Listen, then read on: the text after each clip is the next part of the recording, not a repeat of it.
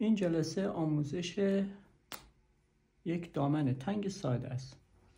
برای دامن تنگ ساده اندازه‌هایی که احتیاج داریم عبارت است از دور کمر، دور باسن،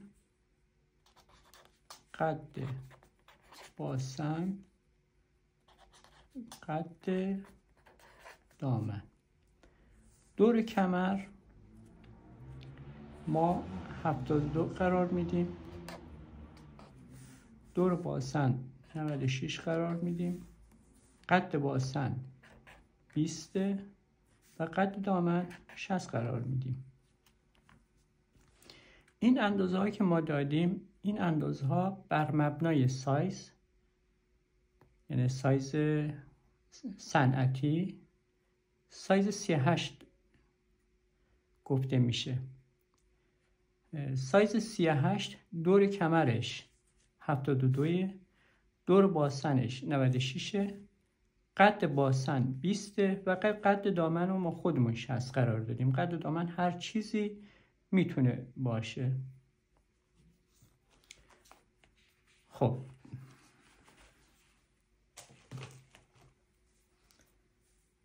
برای در آوردن یه الگوی دامن تنگ ساده، اولین کاری که میکنیم قد باسنی که مشخص کردیم رو روی الگو میزنیم. قد دامن گفتیم که 20،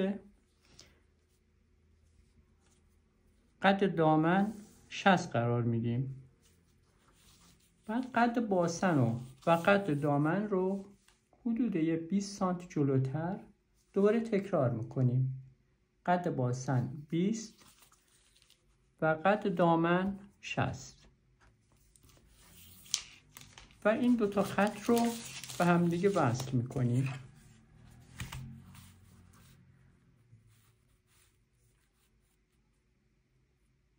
این قد دامنه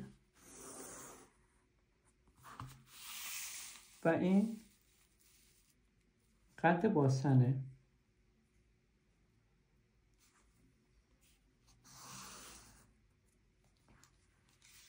خب دوستان عزیز، اندازه‌ای که داریم در میاریم، یعنی الگوی قالبی که داریم در میاریم، این 1/4 دامنه. یعنی مثلا ما سایز دور کمر و دور باسنی که داریم بر مبنای 1/4 باید در نظر بگیریم. یعنی دور کمر که 72 باید تقسیم به 4 بشه و دور باسن هم که 96 باید تقسیم به 4 بشه. کار بعدی که انجام میدیم، دور باسن رو که گفتیم 96 چون الگوی ما 1/4 تقسیم به 1/4 میکنیم که میشه 24 و 24 رو ما توی باسن علامت میزنیم و همون 24 رو هم توی قد دامنی که در نظر گرفتیم 60 علامت میزنیم و این دوتا خط رو به همدیگه وصل میکنیم.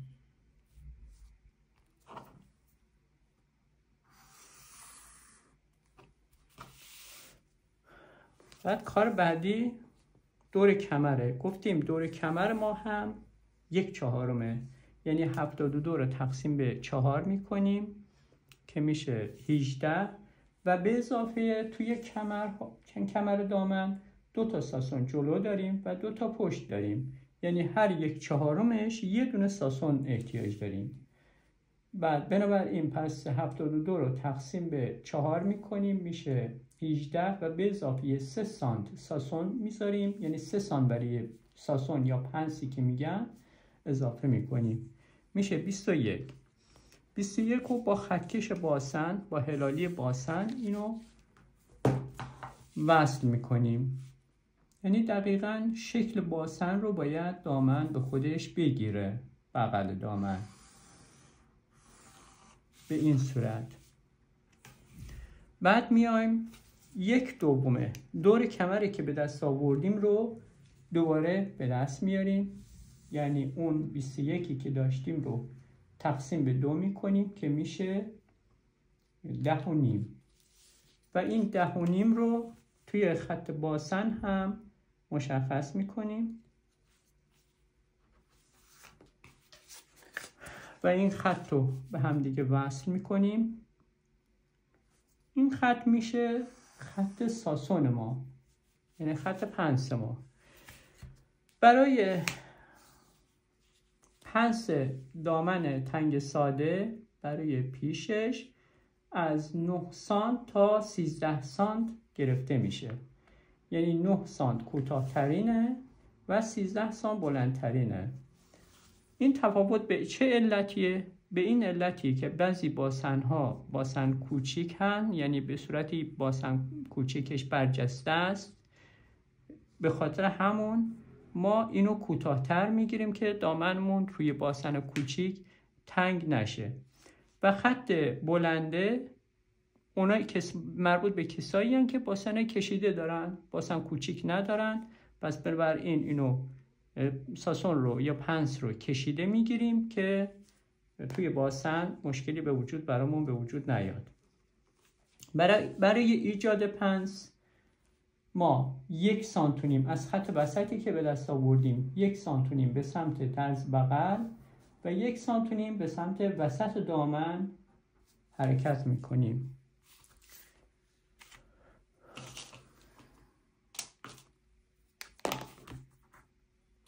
و این 2 تا خط رو به هم دیگه وصل میکنیم که ساسونمون رو ایجاد کرده باشیم. این مربوط به این رنگ آبی مربوط به خط کوتاه پنسه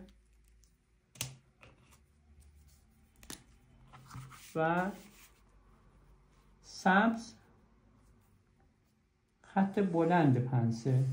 این هم 2 خط 2 رنگ میزنیم که کاملا شما بینندگان عزیز یا کسایی که این برنامه رو میبینن ببینن که بلنده و کوتاه فرقش چیه.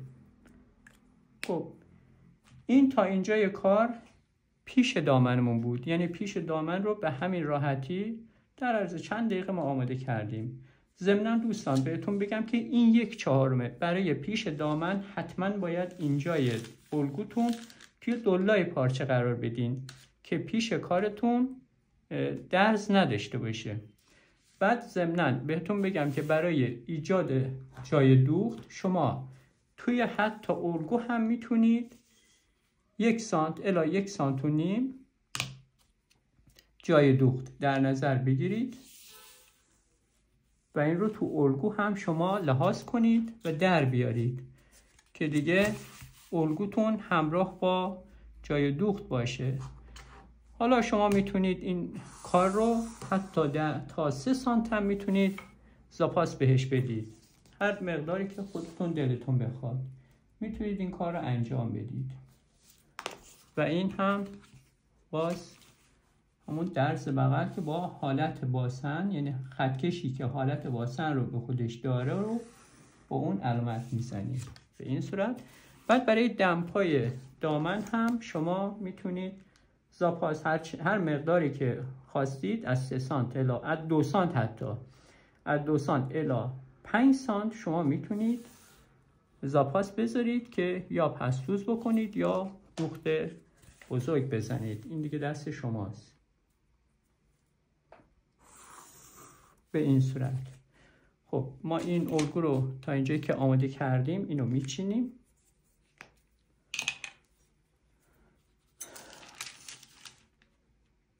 از روی خط دوختی که ما داریم اینو میچینیم.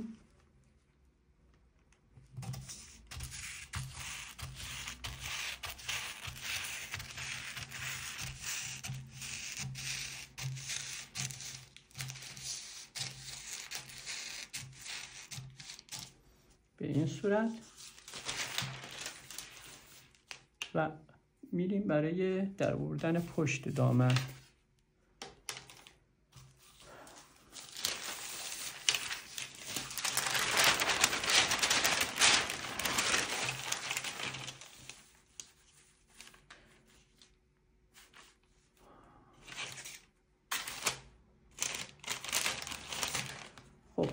پشت دامن رو هم ابتدا از لبه کاغذ که داریم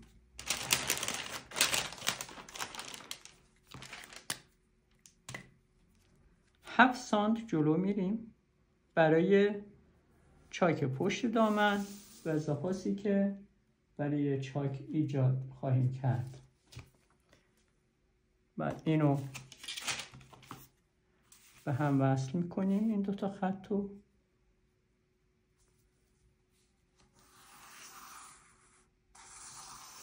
به این صورت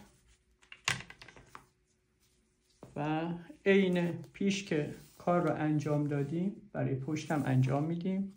خط باسن، قد باسن در واقع گفتیم 20 مشخص میکنیم و قد دامن را مشخص میکنیم که 60.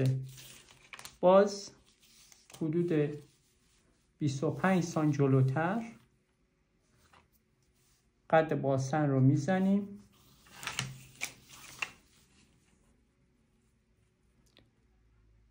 و قد دامن رو هم میزنیم و این دوتا خط رو به هم دیگه وصل میکنیم.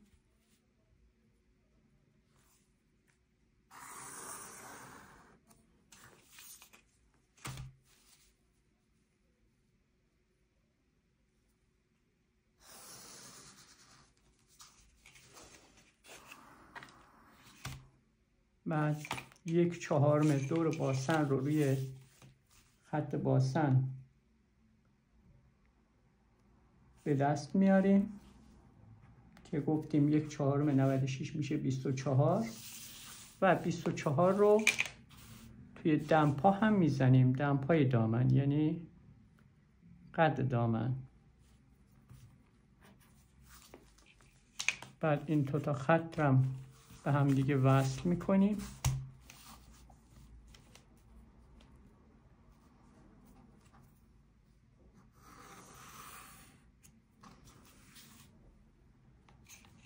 دور کمر رو به دست میاریم. گفتیم که 1/4 دور کمر به اضافه 3 سانت 1/4 میشه 18 و به اضافه 3 سانت میشه 21 و اینو با خط کشی که حالت باسن رو داره به خط باسن وصل میکنیم.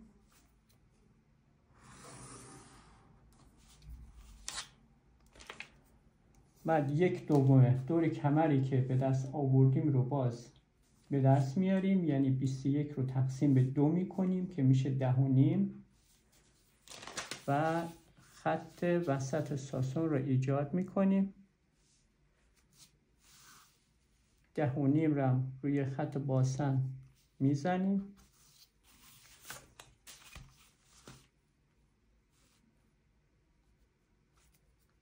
و این خط رو به هم دیگه وصل میکنیم.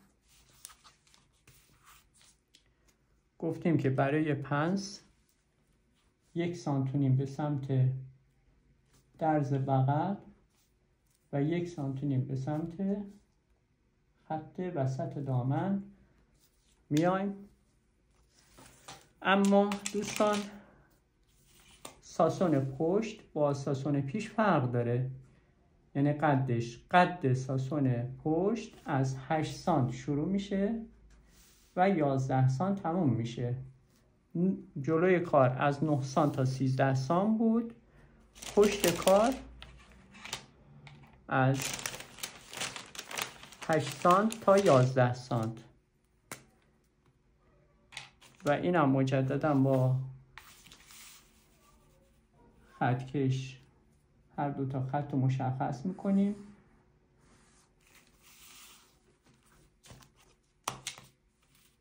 باسن ها یعنی اندام های بانوان با هم متفاوتن، یعنی اونایی که ایراد اندامی دارند باسن های برجسته و پهلوهای برجسته دارند خط پنس کوتاه رو به کار میبریم و اونایی که باسنای کشیده‌ای دارند و پهلو ندارند ساسون‌های بلند رو به کار میبریم.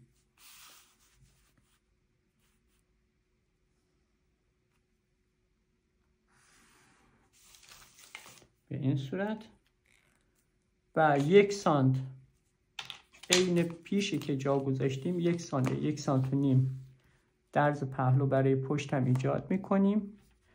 1 سانت و نیم برای پیش گذاشته بودیم، 1 سانت و نیم هم برای پشت انجام میدیم.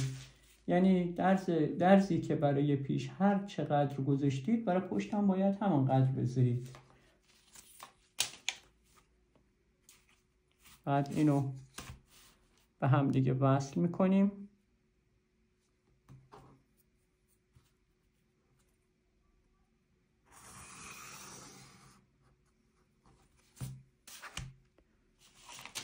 با خطکش باسن باز بالا رو به هم دیگه وصل میکنیم، یعنی از کمر تا باسن با حالت باسن وصل میکنیم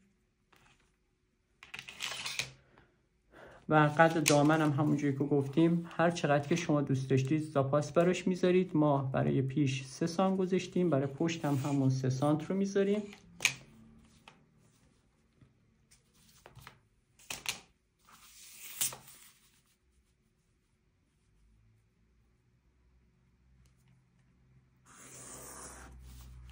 و اما برای پشت درز پشت دامن ما یه زیپ باید برای پشت دامن جایشو بذاریم. به اضافه اینکه پشت دامن گفتیم چاک باید داشته باشه، یعنی اکثر دامنه تنگ راسته پشتش چاک داره.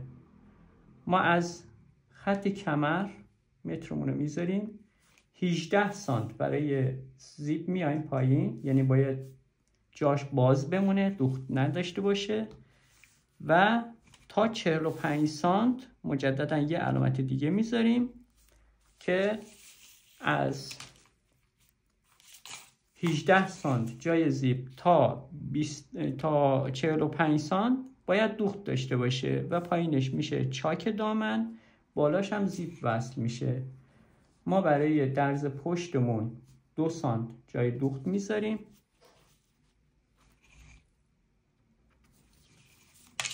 این جای دوخت رو به هم دیگه وصل میکنیم که ببینیم کجاست. و پایین دامن رو که میخواد چاک داشته باشه از پایین متر میزنیم که 15 سانت هست. 15 سانت ما از پایین چاک داریم.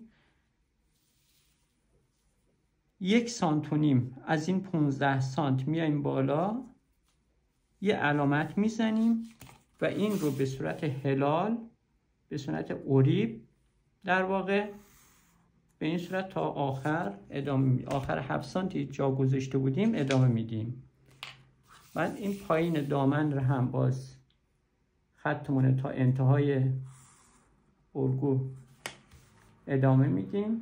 دوستان همین کاری که من روی کاغذ کردم شما حتی میتونید روی پارچه انجام بدید، یعنی اصلا نیازی به الگو در آوردن نداشته باشید. این همون رو روی پارچه میتونید شما طراحی کنید، بکشید و ببرید بدوزید.